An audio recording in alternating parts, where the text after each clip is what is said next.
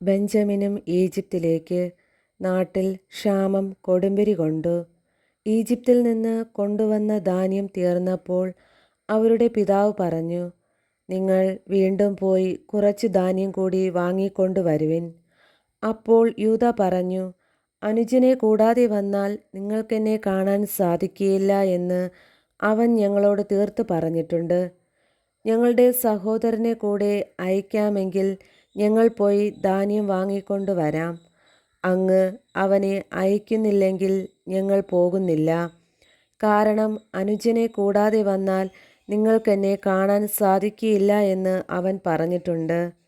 Israel ചോദിച്ചു, നിങ്ങൾക്ക് ഒരു സഹോദരൻ കൂടിയുണ്ടെന്ന് അവനോട് പറഞ്ഞ് എന്നെ ദ്രോഹിച്ചതെന്തിന്? അവർ മറുപടി പറഞ്ഞു, അവൻ ഞങ്ങളെയും ബന്ധുക്കളെയും കുറിച്ച് വളരെ വിശദമായി അന്വേഷിച്ചു. ഞങ്ങളുടെ പിതാവ് ജീവിച്ചിരിക്കുന്നു. നിങ്ങൾക്ക് വേറെ സഹോദരനുണ്ടോ? അവന് ഞങ്ങൾ മറുപടി നൽകുകയും ചെയ്തു.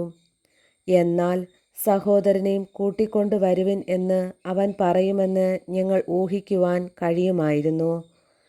അപ്പോൾ യൂദാ പിതാവായ ഇസ്രായേലിനോട് പറഞ്ഞു, നമ്മൾ അങ്ങും ഞങ്ങളും നമ്മുടെ കുഞ്ഞുങ്ങളും മരിക്കാതെ ജീവനോടെ ഇരിക്കണമെങ്കിൽ അവനെ എൻ്റെ കൂടെ അയക്കുക. ഞങ്ങൾ ഉടനെ പുറപ്പെടാം. അവൻ്റെ ചുമതല ഞാൻ ഏറ്റുകൊള്ളാം. എൻ്റെ കയ്യിൽ നിന്ന് അങ്ങേക്ക് അവനെ ആവശ്യപ്പെടാം. അവനെ അങ്ങയുടെ മുൻപിൽ തിരികെ കൊണ്ടുവരുന്നില്ലെങ്കിൽ ആ കുറ്റം എന്നും എൻ്റെ മേൽ ആയിരിക്കട്ടെ. നമ്മൾ ഇത്രയും താമസിക്കാതിരുന്നെങ്കിൽ ഇതിനകം 2-ാം പ്രാവശ്യം പോയി തിരിച്ചു വരാമായിരുന്നു. അപ്പോൾ അവരുടെ പിതാവായ ഇസ്രായേൽ പറഞ്ഞു, കൂടിയേ തീരൂ എങ്കിൽ അപ്രകാരം ചെയ്യുക. നാട്ടിലെ വിശിഷ്ടോൽപ്പന്നങ്ങൾ കുറേശ്ശെ എടുത്ത് അവന് സമ്മാനമായി കൊണ്ടുപോവുക. തൈലം, തേൻ, സുഗന്ധദ്രവ്യങ്ങൾ, മീറ, ബോഡാനണ്ടി, ബദാം പരിപ്പ് എന്നിവയെല്ലാം. പണം ഇരട്ടി എടുത്തു കൊള്ളണം. നിങ്ങളുടെ ചാക്കുകളിൽ വച്ച് തിരിച്ചയച്ച പണവും കൊണ്ടുപോവുക. അതൊരു നോട്ടപ്പിശകായിരുന്നിരിക്കാം. നിങ്ങളുടെ സഹോദരനെയും കൂട്ടിക്കൊണ്ട് അവൻ്റെ അടുത്തേക്ക് പൊയ്ക്കൊള്ളുക. സർവശക്തനായ ദൈവം അവൻ്റെ മുൻപിൽ നിങ്ങളോട് കാരുണ്യം കാണിക്കട്ടെ. അവൻ നിങ്ങളുടെ സഹോദരനെയും ബെഞ്ചമിനെയും തിരിച്ചയക്കട്ടെ. മക്കൾ എനിക്ക് നഷ്ടപ്പെടണമെന്നാണെങ്കിൽ അങ്ങനെയുമാവട്ടെ. സമ്മാനവും ഇരട്ടിത്തുകയും എടുത്ത് ബെഞ്ചമിനോട് കൂടി അവർ ഈജിപ്തിലെത്തി. ജോസഫിൻ്റെ മുൻപിൽ ഹാജരായി. അവരുടെ കൂടെ ബെഞ്ചമിനെ കണ്ടപ്പോൾ ജോസഫ് വീട്ടുകാര്യസ്ഥനെ വിളിച്ചു പറഞ്ഞു, ഇവരെ വീട്ടിലേക്ക് കൂട്ടിക്കൊണ്ടു പോവുക. ഒരു മൃഗത്തെ കൊന്നു സദ്യ ഒരുക്കുക. ഇവർ ഇന്നുച്ചയ്ക്ക് എൻ്റെ കൂടെ ആയിരിക്കും. ഭക്ഷണം കഴിക്കുക. ജോസഫ് പറഞ്ഞതുപോലെ അവൻ അവരെ വീട്ടിലേക്ക് കൂട്ടിക്കൊണ്ടുപോയി. വീട്ടിലെത്തിയപ്പോൾ അവർക്ക് പേടിയായി. അവർ പറഞ്ഞു, കഴിഞ്ഞ തവണ ചാക്കിൽ തിരികെ വച്ചിരുന്ന പണം കാരണമാണ് അവൻ നമ്മളെ ഇവിടെ കൊണ്ടുവന്നിരിക്കുന്നത്. അവസരമുണ്ടാക്കി നമ്മെ കീഴ്പ്പെടുത്തി അടിമകളാക്കുകയും നമ്മുടെ കഴുതകളെ പിടിച്ചെടുക്കുകയുമാണ് അവൻ്റെ ഉദ്ദേശ്യം. അതുകൊണ്ട് അവർ വീട്ടുവാതിൽക്കൽ വച്ച് ജോസഫിൻ്റെ കാര്യസ്ഥനെ സമീപിച്ചു സംസാരിച്ചു. അവർ പറഞ്ഞു, യജമാനനെ, മുൻപൊരിക്കൽ ധാന്യം വാങ്ങുന്നതിന് ഞങ്ങൾ ഇവിടെ വന്നിരുന്നു. മടക്കയാത്രയിൽ വഴിയമ്പലത്തിൽ വച്ച് ചാക്കഴിച്ചപ്പോൾ ഞങ്ങൾ ഓരോരുത്തരും കൊടുത്ത പണം ഞങ്ങളുടെ ചാക്കിൽ തന്നെ ഇരിക്കുന്നു.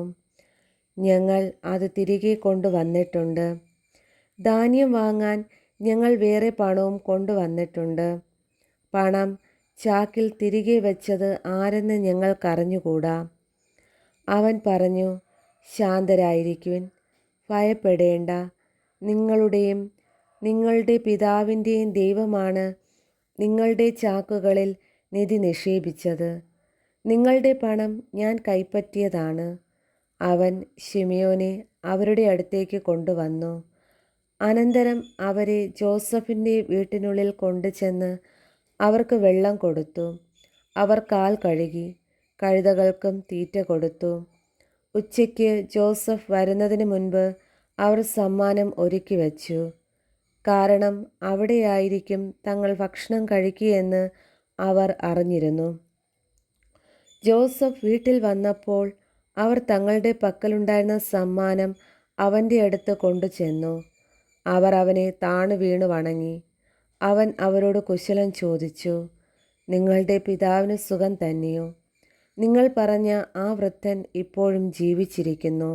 അവർ പറഞ്ഞു, അങ്ങയുടെ ദാസനായ ഞങ്ങളുടെ പിതാവിന് സുഖം തന്നെ. അദ്ദേഹം ജീവനോടെ ഇരിക്കുന്നു. അവർ കുനിഞ്ഞ് അവനെ വണങ്ങി. അവൻ തല ഉയർത്തി നോക്കിയപ്പോൾ തൻ്റെ സഹോദരൻ ബെഞ്ചമിനെ കണ്ടു, തൻ്റെ അമ്മയുടെ മകൻ. അവൻ പറഞ്ഞു, ഇവനാണോ നിങ്ങൾ പറഞ്ഞ ഇളയ സഹോദരൻ? മകനെ, ദൈവം നിന്നോട് കരുണ കാണിക്കട്ടെ. തൻ്റെ സഹോദരനെ പ്രതി ഹൃദയം തേങ്ങിയപ്പോൾ ജോസഫ് കരയാനൊരിടം നോക്കി. കിടപ്പറയിൽ പ്രവേശിച്ച് അവൻ കരഞ്ഞു. അവൻ മുഖം കഴുകി പുറത്തു വന്ന് തന്നെ നിയന്ത്രിച്ചുകൊണ്ട് പറഞ്ഞു, ഭക്ഷണം വിളമ്പുക. അവനും അവർക്കും അവൻ്റെ കൂടെയുള്ള ഈജിപ്തുകാർക്കും അവർ വേറെ വേറെയാണ് വിളമ്പിയത്. കാരണം ഈജിപ്തുകാർ യഹൂദരുടെ കൂടെ ഭക്ഷണം കഴിക്കാറില്ല. അത് ഈജിപ്തുകാർക്ക് നിഷിദ്ധമായിരുന്നു. മൂത്തവൻ മുതൽ ഇളയവൻ വരെ മൂപ്പനുസരിച്ച് അവർ അവൻ്റെ മുൻപിലിരുന്നു.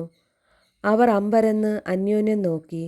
ജോസഫ് തൻ്റെ ആഹാരത്തിൽ നിന്ന് ഓരോ പങ്ക് അവർക്ക് കൊടുത്തു. എന്നാൽ ബെഞ്ചമിൻ്റെ പങ്ക് മറ്റുള്ളവരുടേതിൻ്റെ 5 ഇരട്ടിയായിരുന്നു. അവർ കുടിച്ച് അവനോടൊപ്പം ഉല്ലസിച്ചു.